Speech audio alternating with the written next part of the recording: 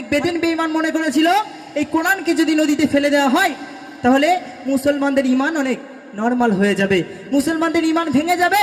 কিন্তু এই বেদিন বেঈমান জানে না একটা কোরআন যদি ওরা পুড়িয়ে দেয়, একটা কোরআন যদি ওরা নদীতে ফেলে দেয়, আল্লাহ রাব্বুল আলামিন এই দুনিয়ার বুকে হাজার হাজার আলেম, হাজার হাজার হাফেজের বুকে কোরআনকে আল্লাহ রাব্বুল আলামিন থাকে থাকে সাজিয়ে দিয়ে শোনো যে হইয়া কোরআন বিশ্বে আছে যত গো ইনসান, আমাকে কেউ করো না অপমান, আমার জিম্মা স্বয়ং নিয়েছেন রেহমান, সব কিতাবেরই আমি শ্রেষ্ঠ বিধান, আমার জিম্মা স্বয়ং নিয়েছেন রেহমান, সব কিতাবেরই আমি শ্রেষ্ঠ বিধান। তো 2015 সালে একটি ঘটনা, অনেক বেদিন বেঈমান মনে করেছিল এই কোরআনকে যদি নদীতে ফেলে দেওয়া হয় তাহলে মুসলমানদের ঈমান অনেক নরমাল হয়ে যাবে, মুসলমানদের ঈমান ভেঙে যাবে।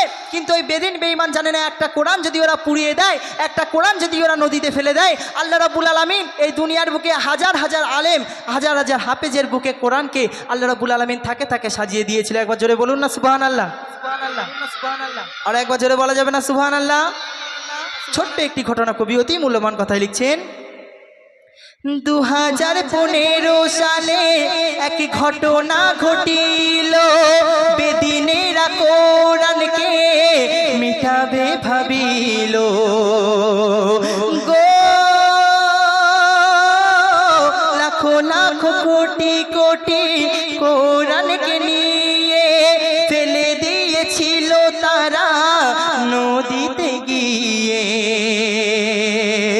জানতো না যে তারা কোরআন হাফেজ যারা, জানতো না যে তারা কোরআন হাফেজ যারা, লিখবে আবার লাখো কোটি কোরআন, আমার জিম্মা স্বয়ং নিয়েছেন রেহমান, সব কিতাবেরই আমি শ্রেষ্ঠ বিধান। আরো একটি ঘটনা, 1918 সালের একটি ঘটনা। দিনাজপুর জেলায় বিরামপুর গ্রামে বিশ্বু নামে একটা আদিবাসী ছেলে বাস করত।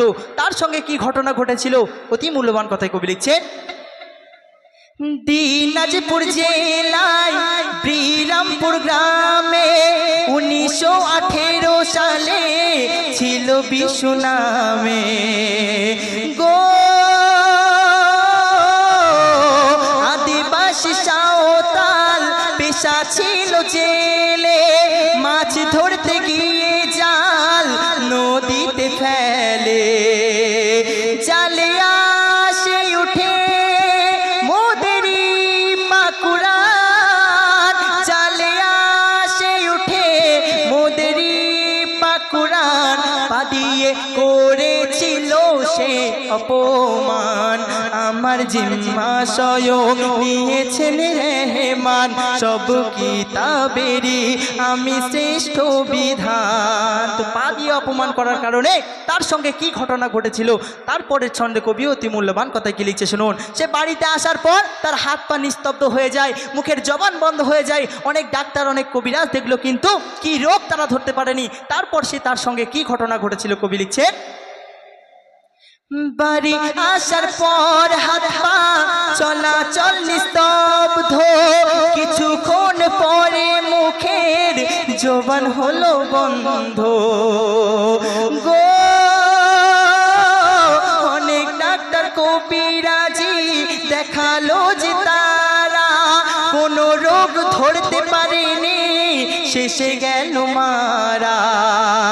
শোনে রে বেদিন বেঈমান কেন পড়াস কোরআন, শোনে রে বেদিন বেঈমান কেন পড়াস কোরআন, এমন রোগে মারবে আল্লাহ মহান, আমার জিম্মা স্বয়ং নিয়েছেন রেহমান, সব কিতাবেরই আমি শ্রেষ্ঠ বিধান। শেষ কথার মাধ্যমে কবি অতি মূল্যবান কথা কি লিখছে শুনুন। এই কোরআনকে রিসার্চ করে অনেক কিছু বানিয়েছে, যেমন আজকে আমরা উড়োজাহাজ দেখতে পারি, আকাশের উপর থেকে কত সুন্দরভাবে উড়োজাহাজ উড়ে যাচ্ছে, যেটা আমরা বলি বৈজ্ঞানিকরা বানিয়েছে। কিন্তু এই বৈজ্ঞানিকরা কোথা থেকে পেল?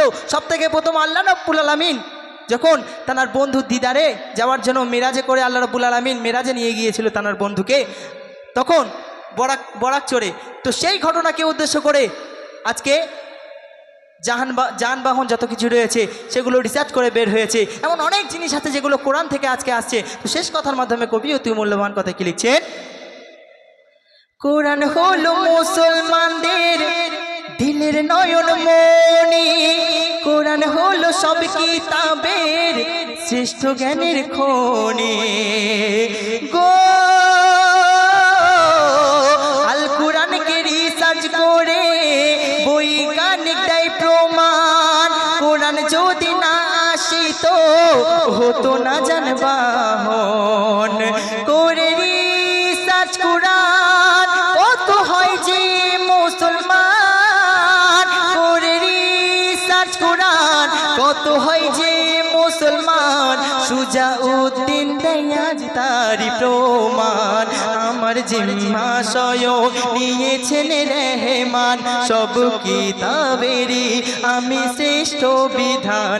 আমার জিম্মা স্বয়ং নিয়েছেন রহমান, সব কিতাবেরই আমি শ্রেষ্ঠ বিধান। বলে শোনো যে ওই আল কোরআন, বিশ্বে আছো যত গো ইনসান, আমাকে কেউ করো না অপমান। আমার জিম্মা স্বয়ং নিয়েছেন রহমান, সব কিতাবেরই আমি শ্রেষ্ঠ বিধান। আমার জিম্মা স্বয়ং নিয়েছেন রহমান, সব কিতাবেরই আমি শ্রেষ্ঠ বিধান।